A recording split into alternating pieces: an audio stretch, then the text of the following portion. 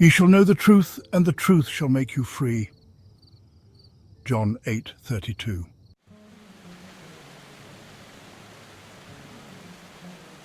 Men claim that a true judgment must conform to the external reality to which it relates. This means that if I, while imprisoned, suggest to myself that I am free and succeed in believing that I am free, it is true that I believe in my freedom, but it does not follow that I am free, for I may be the victim of illusion. But because of my own experiences, I've come to believe in so many strange things that I see little reason to doubt the truth of things that are beyond my experience. The ancient teachers warned us not to judge from appearances because, said they, the truth need not conform to the external reality to which it relates. They claimed that we bore false witness if we imagined evil against another, that no matter how real our belief appears to be, how truly it conforms to the external reality to which it relates, if it does not make free the one of whom we hold the belief, it is untrue and therefore a false judgment. We are called upon to deny the evidence of our senses and to imagine as true of our neighbour that which makes him free. Ye shall know the truth, and the truth shall make you free. To know the truth of our neighbour, we must assume that he is already that which he desires to be. Any concept we hold of another that is short of his fulfilled desire will not make him free and therefore cannot be the truth.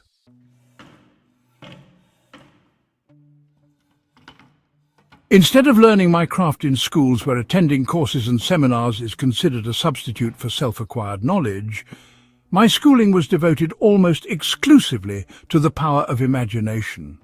I sat for hours imagining myself to be other than that which my reason and my senses dictated until the imagined states were vivid as reality. So vivid that passers-by became but a part of my imagination and acted as I would have them.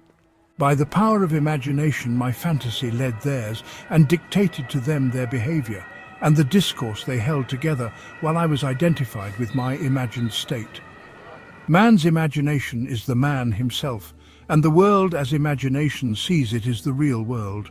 But it is our duty to imagine all that is lovely and of good report. The Lord seeth not as man seeth, for man looketh upon the outward appearance, but the Lord looketh upon the heart. As a man thinketh in his heart, so is he.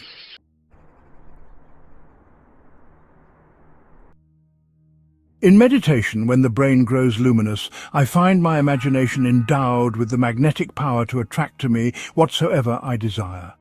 Desire is the power imagination uses to fashion life about me as I fashion it within myself.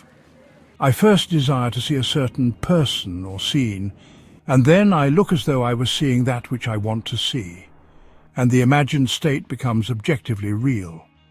I desire to hear, and then I listen as though I were hearing, and the imagined voice speaks that which I dictate as though it had initiated the message. I could give you many examples to prove my arguments, to prove that these imagined states do become physical realities, but I know that my examples will awaken in all who have not met the like or who are not inclined towards my arguments a most natural incredulity. Nevertheless, experience has convinced me of the truth of the statement, "He calleth those things which be not as though they were." Romans 4:17. For I have in intense meditation called things that were not seen as though they were, and the unseen not only became seen, but eventually became physical realities. By this method, first desiring and then imagining that we are experiencing that which we desire to experience, we can mould the future in harmony with our desire. But let us follow the advice of the prophet and think only the lovely and the good, for the imagination waits on us as indifferently and as swiftly when our nature is evil as when it is good. From us spring forth good and evil.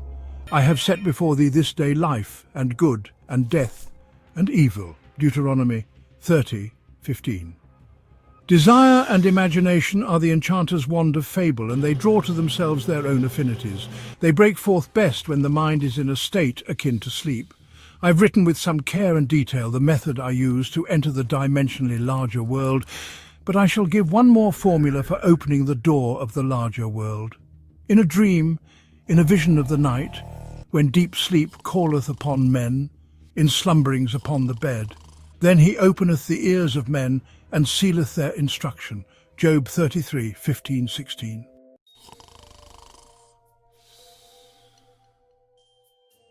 In dream we are usually the servant of our vision rather than its master, but the internal fantasy of dream can be turned into an external reality.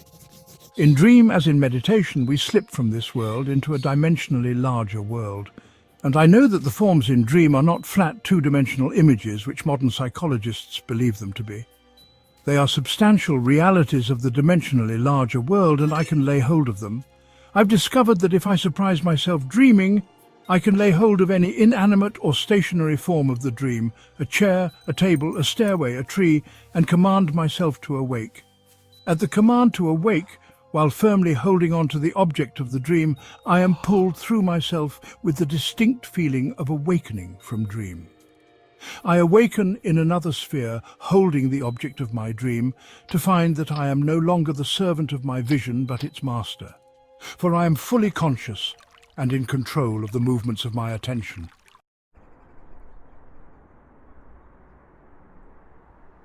It is in this fully conscious state, when we are in control of the direction of thought, that we call things that are not seen as though they were. In this state we call things by wishing and assuming the feeling of our wish fulfilled. Unlike the world of three dimensions, where there is an interval between our assumption and its fulfillment, in the dimensionally larger world there is an immediate realization of our assumption. The external reality instantly mirrors our assumption. Here there is no need to wait 4 months till harvest. We look again as though we saw, and lo and behold, the fields are already white to harvest. In this dimensionally larger world ye shall not need to fight. Set yourselves, stand ye still, and see the salvation of the Lord with you. Chronicles 20:17. And because that greater world is slowly passing through our three-dimensional world, we can, by the power of imagination, mould our world in harmony with our desire. Look as though you saw, listen as though you heard, stretch forth your imaginary hand as though you touched, and your assumptions will harden into facts. To those who believe that a true judgment must conform to the external reality to which it relates, this will be foolishness and a stumbling block. But I preach and practice the fixing in consciousness of that which man desires to realize. Experience convinces me that fixed attitudes of mind which do not conform to the external reality to which they relate, and are therefore called imaginary, things which are not, will nevertheless bring to naught things that are.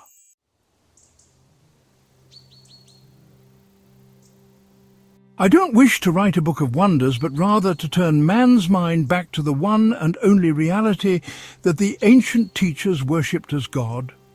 All that was said of God was in reality said of man's consciousness.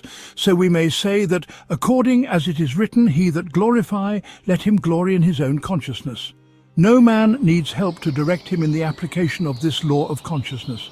I am is the self-definition of the Absolute, the root out of which everything grows. I am the vine. What is your answer to the eternal question, who am I?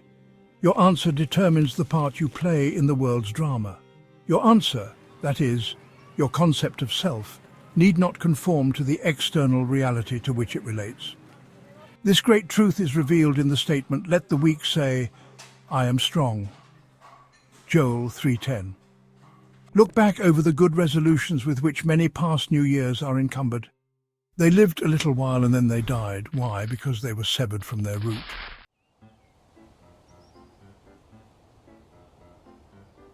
Assume that you are that which you want to be. Experience in imagination what you would experience in the flesh were you already that which you want to be. Remain faithful to your assumption so that you define yourself as that which you have assumed. Things have no life if they are severed from their roots, and our consciousness, our I amness, is the root of all that springs in our world. If ye believe not that I am he, ye shall die in your sins. John 8:24. That is, if I do not believe that I am already that which I desire to be, then I remain as I am and die in my present concept of self. There is no power outside of the consciousness of man to resurrect and make alive that which man desires to experience. That man who is accustomed to call up at will whatever images he pleases will be, by virtue of the power of his imagination, master of his fate. I am the resurrection and the life. He that believeth in me, though he were dead, yet shall he live.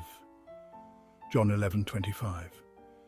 Ye shall know the truth, and the truth shall make you free.